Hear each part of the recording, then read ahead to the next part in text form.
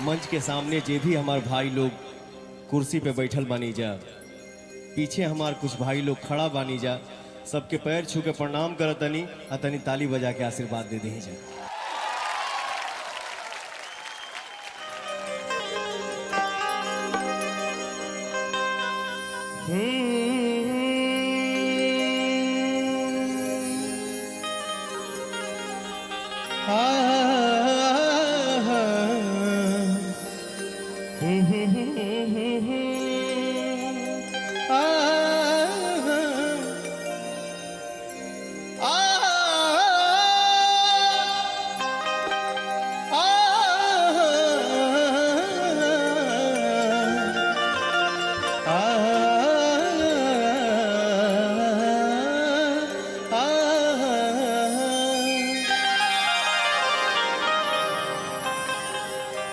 का भाव बा भैया कि अरे उगी है सूरज मल नहीं हो ना डोले, उगी है सूरज मल नहीं हो ना डोले, रे कोयलिया बोले। ए भैया तनी ताजगी रखा जाओ, तनी ताजगी रखा जाओ भैया, क्या बात है। उगी है सूरज मल नहीं हो ना डोले, रे कोयलिया बोले। हे कोयलिया बोले हो गईले भोरा भिनुसार, रे कोयलिया बोले हो गईले भोरा भिनुसार। उगी है सूरज मल नहीं हो ना डोले, उगी है सूरज मल नहीं हो ना डोले, रे कोयलिया बोले हो गईले भोरा भिनुसार, रे कोयलिया बोले हो गईले भोरा भिनुसार।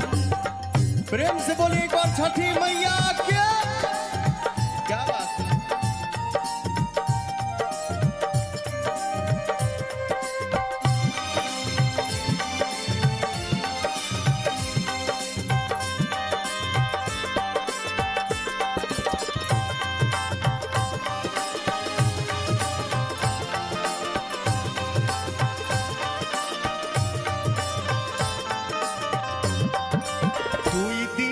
भूखल तिवाई जल पीछे बाड़ी खाड़ जी, हाँ हाँ हाँ, 2 दिन के भूखल तिवाई जल पीछे बाड़ी खाड़ जी। हाथ में कलशुप लेके कल पे करेली इंतजार जी।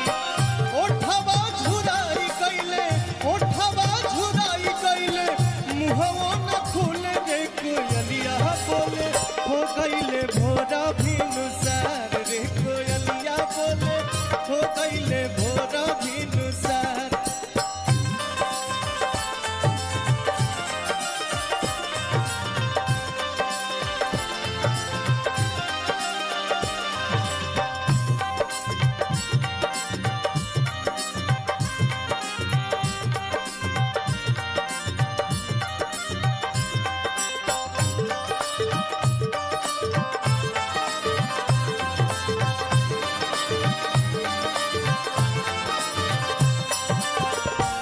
के भाव बा का भाव भैया कि रोज तरौआ जल्दी जागी दुनिया के जगाईला,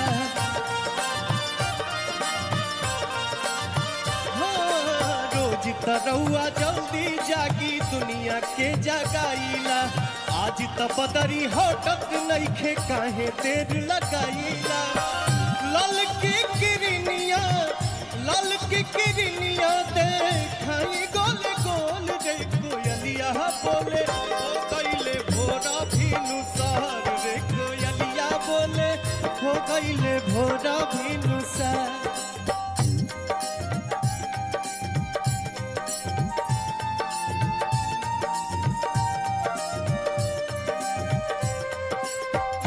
भैया हो तनी हथवा उठा के झुमावत हो,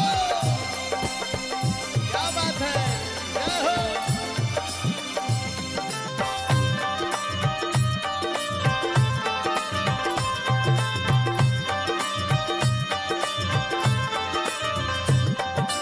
दर्शन दीही देव कर रखवा चढ़ के आई जी।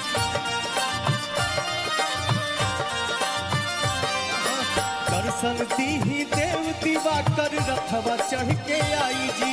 लिहिया रघिया कठिन करबिया सुफल मोर बनही जी। पंकज दीपक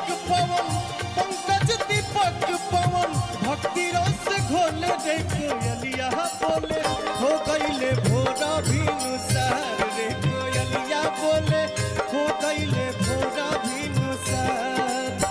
उगी है सूरज मल नैयो न डोले, उगी है सूरज मल नैयो न डोले रे कोयलिया बोले हो गईले भोरा भीनु सार रे कोयलिया बोले हो गईले भोरा भीनु सार रे कोयलिया बोले हो गईले भोरा भीनु सार रे कोयलिया बोले हो गईले भोरा भीनु सार रे कोयलिया बोले हो गईले भोरा भीनु सार। प्रेम से बोलिए एक बार छठी